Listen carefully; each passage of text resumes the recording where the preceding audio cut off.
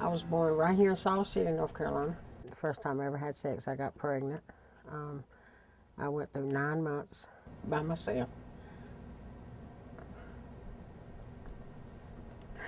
I never told anyone that I was pregnant.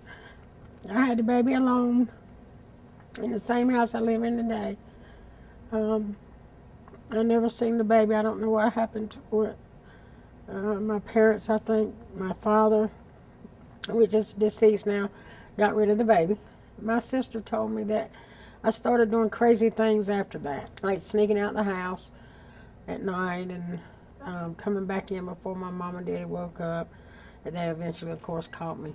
That's when I started drinking and smoking pot and doing little pills, acid, and stuff like that. You know, I see a lot of teenagers and, you know, kids growing up in this nowadays, and it's like they follow in their parents' footsteps, smoking weed, drugs, cigarettes, alcohol. And I never did that, but I guess that's because I grew up in a strong family, and my grandma and godparents always taught me to be strong and keep my head up even though it was hard times. As time went on, I didn't do good in school, and it was because of the drugs and alcohol.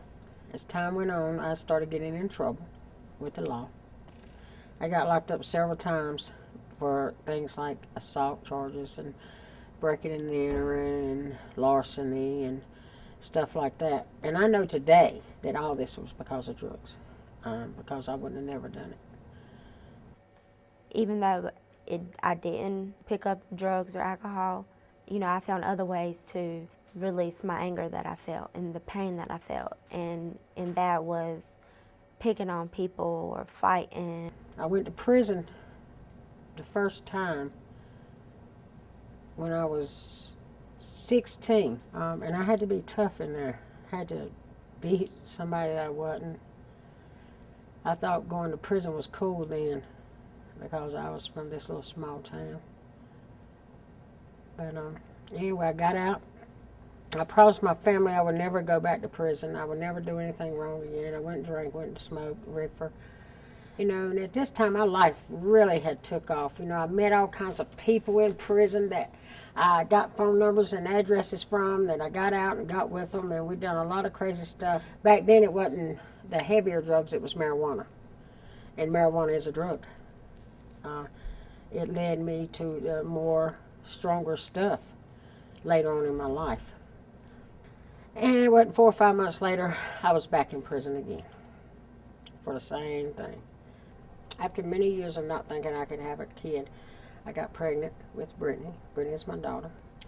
And I thought that having a baby would slow me down, but it didn't. Now, when I found out I was pregnant, I was a little over a month, and I did stop getting high. And I went with Brittany's father in Fayetteville, and I had Brittany, and we moved back to Salt City when my father got sick and my drug addiction started again. Brittany seen me do a lot of things. Go to prison, go to jail. Some of my first memories is like the cops coming and arresting my mama and me kicking and screaming and crying. And you know, the police would come and arrest me, and they would give Brittany baby dolls, coloring books. The police taking me to the back of the car trying to give me a book or baby doll or something to get me to calm down. Steal from her, my mother. I can remember, you know, my mom stealing from me and my grandma to get what she needed to get for her addiction. See me and my mother fighting.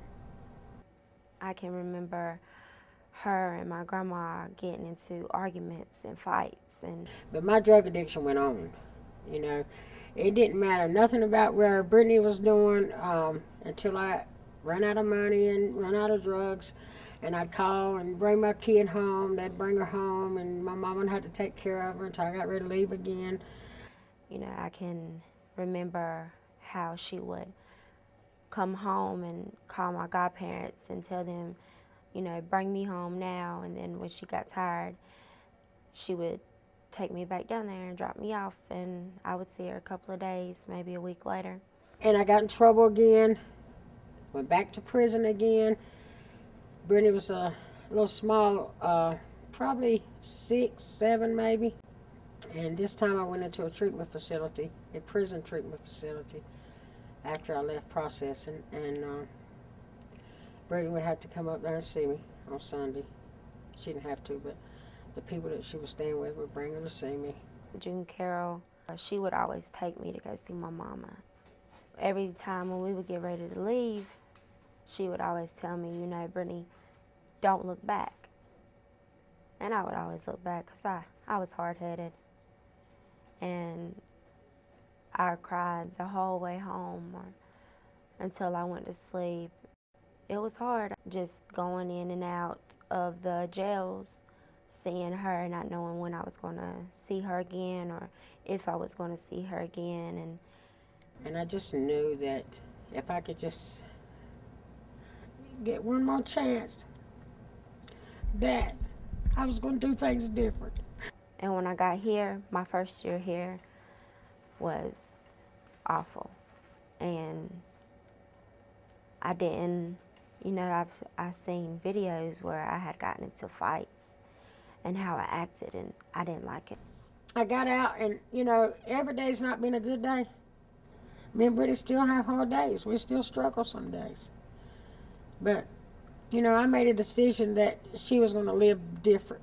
And the only way that she could live different was if I lived different. I seen my auntie, and I seen how her life was lived. And so I went to church with her a couple of times every now and then.